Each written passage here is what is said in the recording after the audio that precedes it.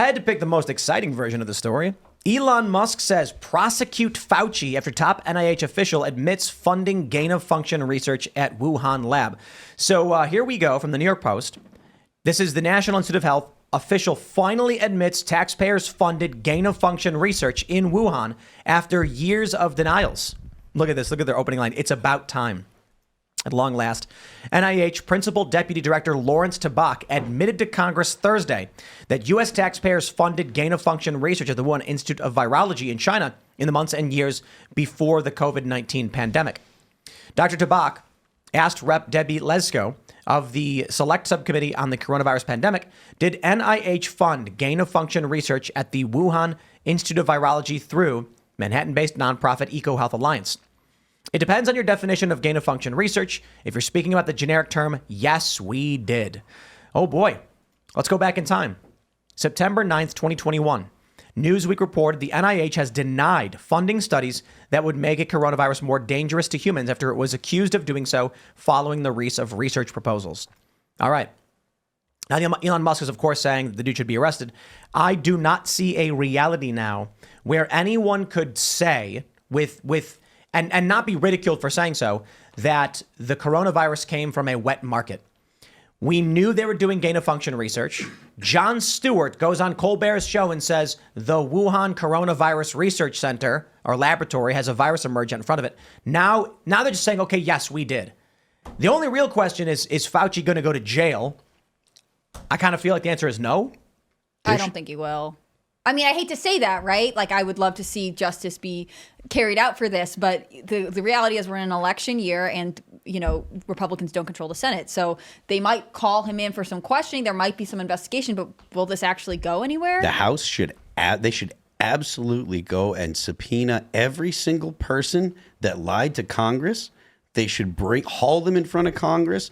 They should be prosecuted if they lied to Congress. They should be put in jail if they're found guilty. And I don't expect any of this to happen. But to even think that it shouldn't, to think that there's an excuse other than just the government doesn't police itself anymore, that politics takes precedence over not only politics, but politics and control. The reason is because they don't want to actually draw attention to the fact, to the what they would call indiscretions, but the blatant outright lies that were foisted upon the American people by the government. They don't want to admit that they do actually dangerous things the way that they do, that they fund things.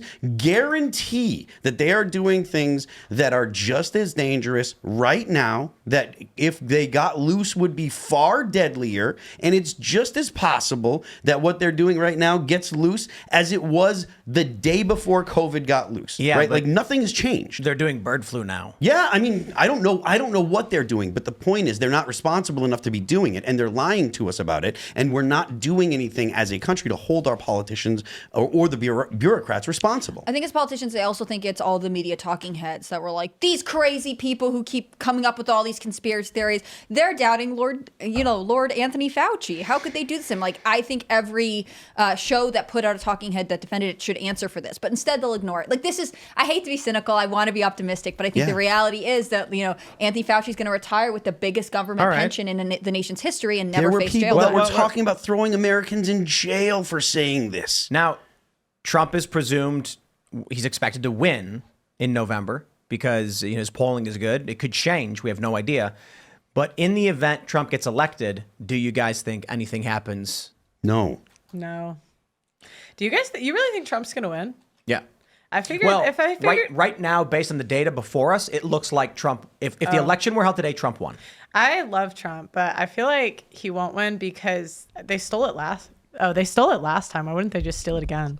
Can you say that on YouTube? Yeah. Okay. You used to not be able to. You can say it now. Sorry. Yeah, and that is the big argument. We've been talking about this, the shadow campaign. That's what Time Magazine referred to their behind-the-scenes effort to do things that were, let's just call it untoward, and they called it the shadow campaign. Time Magazine literally called it a conspiracy. Mm-hmm. Yeah, fair point. I mean, it's tough right now. We were talking with Benny Johnson about this the other day because one thing we've brought up is actually fascinating to hear this from Benny.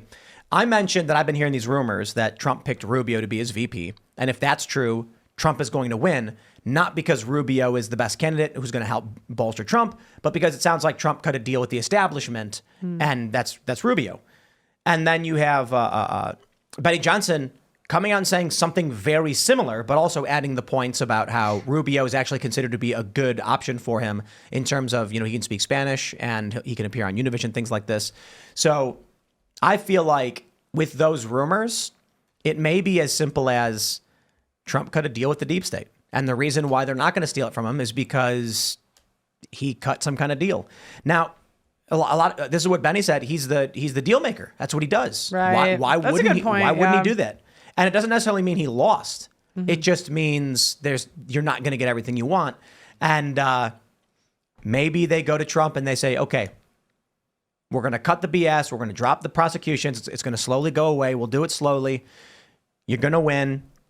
No arrests. I think it's possible that there's deal making. I think that's always been true of any presidency when they're selecting their vice president, right? There's always some sort of promise. Same thing with like cabinet members or anything else.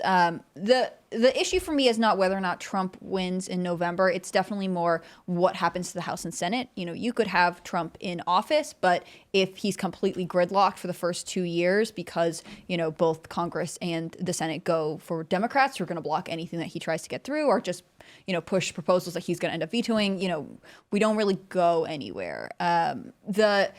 The vice presidency is interesting for a number of reasons, partially because, for me, I think the vice president should champion immigration. He should keep everyone's feet to the fire in terms of closing the border. But I don't know that anything matters if you can't get anything through Congress and the Senate.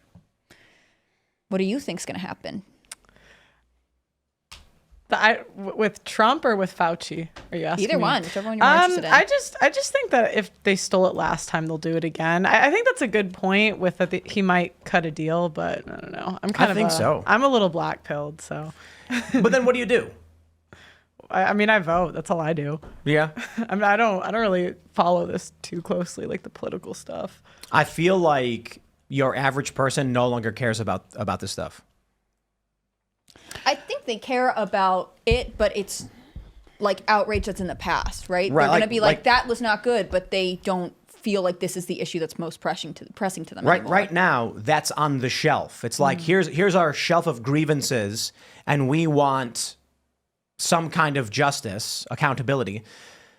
And sitting on the table is the immigration issue, the invasion at the border. So this is big, but I feel like people are going to be like, oh, Fauci? Yeah, I don't know. And that's the problem is it's the short-term memory. Yep. If there is no criminal prosecution, it happens again. Yep. Yeah, this is not something that's on the top of mind of most people. I think the people that still think about COVID regularly are the people that you see walking around wearing masks, and they're not inclined to look to punish government. Which is crazy. They're still scared of this. Well, and they would say, and by any means necessary, this was justified, right? They would probably be okay with any kind of risky. Hold on. What do you mean? I think someone who's still worried about COVID today would just be like, well, the vaccines were necessary, so anything they needed to do to make that happen. Like, Yeah, they but would this is beyond vaccines. This is talking about like creation. Making Yeah, the this is- virus so itself. I think what that I'm they saying is- wouldn't care. I think that they would be like, well, it was an accident and the government would do that to us and we needed the vaccines and this, that, and the other. Like, I think they are so consumed by like not doubting the government that like anything the government was doing, they would justify it themselves. But no. This is the gain of function research Even before. creating it. I think that they would justify any actions to themselves. But what doesn't make sense. I This think- is the gain of function research before the pandemic.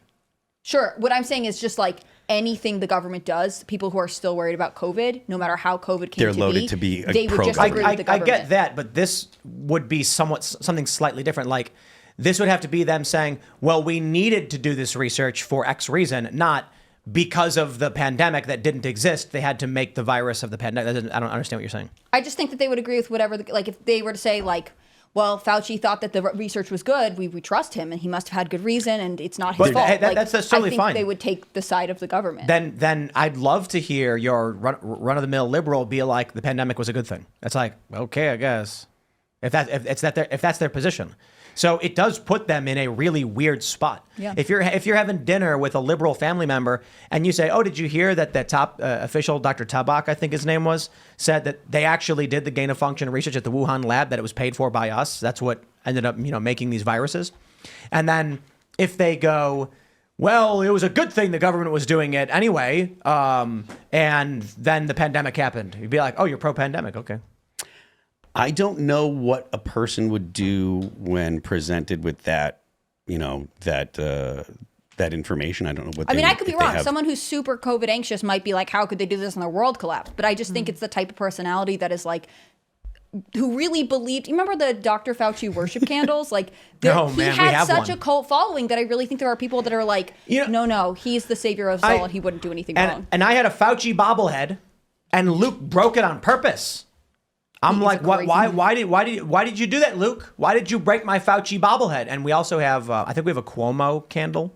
I think there was a Cuomo. We have a Fauci one and a Cuomo candle. I gave Brett Dasvik of Pop Culture Crisis one of Tom Cruise because he always tells me that he's a great actor, and I was like, that's good for you. Thanks for watching this clip from Timcast IRL. Make sure to check out the live show Monday through Friday at 8 p.m. on this channel. Subscribe, and we'll see you all there.